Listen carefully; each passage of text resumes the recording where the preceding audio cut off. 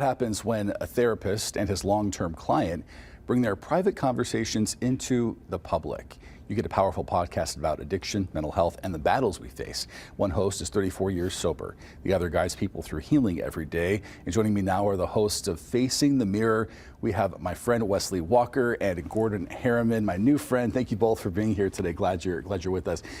What an interesting conversation, an interesting thing. I don't know that it's been done before in this way. Obviously co-hosting a show together. What inspired you to create this, digging into mental health and addiction? What inspired you to create this show? Well, probably me wandering in his office, you know, when the program of Alcoholics Anonymous, who I don't represent, I don't promote it. There's a fine line of self-promotion and all of that aspect. But what happens is you delve into all this and you start peeling back what you think the causes are, and you're left with some tough mental health stuff. And they encourage you to seek that where people are doctors and stuff. And so I rolled into his office. Well, we were together for a long time. Yeah. And many of our conversations surrounded the idea of sharing this with other people. Mm-hmm. And he would come in and say, we should tape this. And of course, you know, psychotherapy is not something that you tape or share with the public normally. And it's definitely private, confidential, you know, things that people don't want to disclose. And so we talked about it for a long time, and he just brought it. Anyway, he went on about his business and back into his life. And several years later calls me and goes, hey, were you serious about the podcast? And I was like, well, yeah, sure. But what are we going to talk about? But we had talked about so many things over the years that he had said, we ought to record this. So we just decided to record it. It is, like you said, a very personal thing, a very private thing. So for you, Gordon, being in recovery, you know, 34 years, what made you want to speak out publicly now? Well, I've never been ashamed of that. So the people in my life knew I didn't drink when I quit, and I quit April the 1st of 1991. And there began the healing part of addiction of any kind. The family, what about the family that was affected? And so as I start doing that, COVID came along and I saw the power of Zoom, and we started having Zoom meetings, and Pete helped a lot, and he trusted me enough to talk about his transition, and he reminded me of something, and he said, you should explore this. And Gordon's referring to Pete Sousa, our former morning anchor, who's the host of The Payoff with Pete, about sobriety and living. Great guy. With sobriety and the joys of that you can find. So the public aspect, I didn't look at it as I'm shouting out to the public. What about the people that are trapped that can't come out? Yeah. Mm-hmm. You know, for whatever reason. If you have an addiction, if you don't, you know, you may find out, man, I thought I was an alcoholic, but I'm not. But you got something out of the process of learning who we really are. And speaking of that, I mean, it takes a special duo to host a podcast. So for you, Wesley, what made you think that this was a good relationship for this kind of a format to do it, discuss these things in a podcast? If y'all could have seen us in his office, yeah, you just knew. I did. Well, I think it was an evolution, right? I think at the beginning when we first met, we clicked, and I always tell people, if you know, finding a therapist is like finding a mate. You either click or you don't, right? And if you find that sort of relationship, you can really do a lot of really important work. And I've always sort of centered my practice around building authentic relationships with people, and I've always felt like that was the most important factor in successful psychotherapy was trust, right?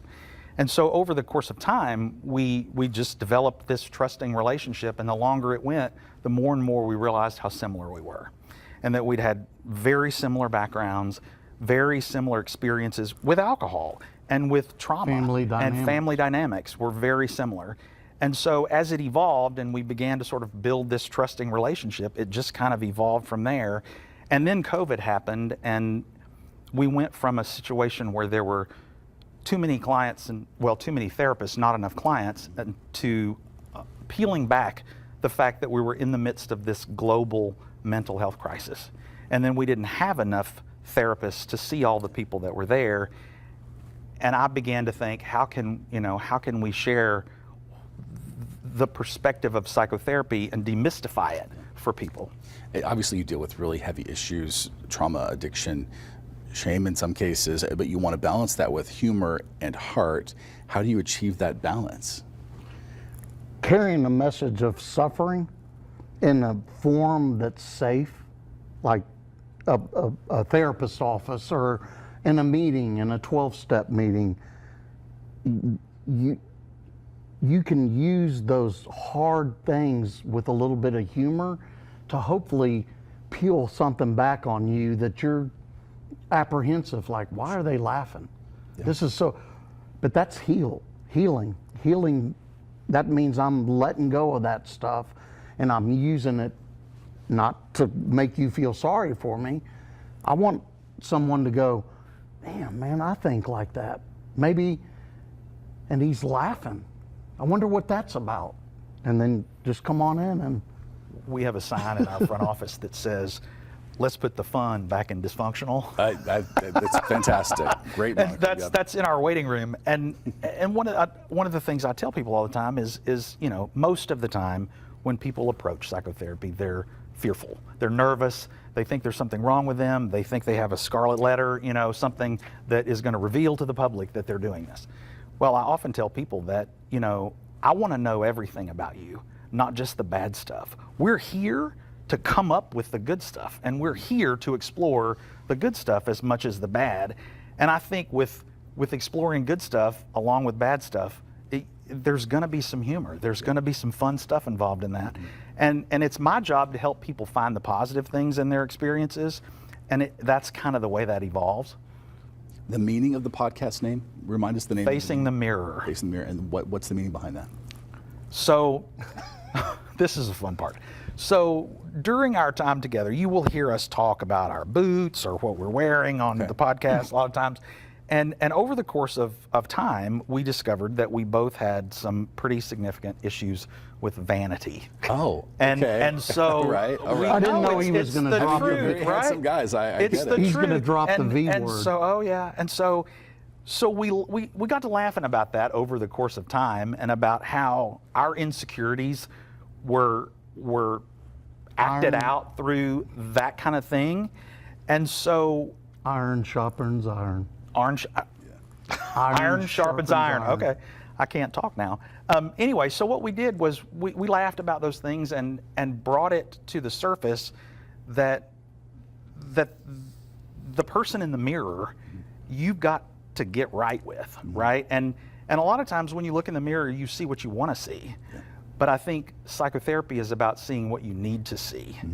And, and scars and flaws and all of that. For me, I like looking in the mirror, but there's times when I don't want to. Yeah. I don't like the way I am on the inside. Oftentimes we check to see if what's there is what we want to see, and a lot of times we don't see that. Yeah. And so we were just sitting around discussing, and I was like, facing the mirror. And there's a little double entendre in that. Sure. So I thought it was great. In a couple ways. I do want to make sure I get this in. For people that want to watch the show or listen to it, how can people find the show, and when do you drop new episodes? We drop every Friday, and usually in the morning, and you can go on roguemedia.com and look at their podcast. You can go to Apple Podcasts, Spotify, and Facing the Mirror Pod Instagram. And you'll usually find it as Facing the Mirror with Gordon and Wesley. Okay. So I found that sometimes it's difficult if people got top billing. The names. You got top billing. You negotiated that. You must have with your agent. So where do you want to take this show next? I mean, a lot of people do live recordings. Do you think it's something that's in the future for you? What do you see next for this? We're receptive to everything. I didn't know we'd be sitting in here. So my perspective for this is I'm going to let the show take us where it takes us.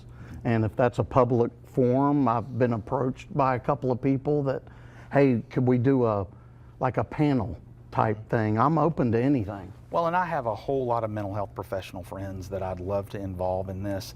And clearly we want to take it wherever it's able to go, because the point of this is to share the experience with people, demystify it, and get people to recognizing the need to deal with their own mental health concerns, and to do it in a way that isn't frightening and that's approachable and, you know, fun and reasonable. Yeah. And to wrap up very quickly, what is one truth you think people need to hear if they're struggling silently or trying to help somebody who is, one truth that they need to hear? It's sort of cliche, but when you feel the absolute loneliest and alone, there's always somebody that can be helpful in that may have experience in that, so you don't have to be alone. And there's always someone genuinely interested in what's going on with you, and those people you may not even know yet. Yeah. And sometimes it's just getting through the door so that someone can take interest and take notice and see you. Mm-hmm. So what they tell me is, when I leave my classroom, so to speak, open a door for somebody outside in the real world, because I can insulate in my cocoon. It's safe. Carry that out and see what happens. Just say hi to somebody, and you never know. I've had some interesting conversations with people up and down Franklin that I never intended to have one with. Interesting how it works. Listen, we can't wait to listen to more of these episodes. You want to check out Facing the Mirror podcast. Again, the QR code on your screen right there to check it out. Again, thanks to our guests, Gordon and Wesley. We will be right back. Thank you both so much. Thank you. Thank you.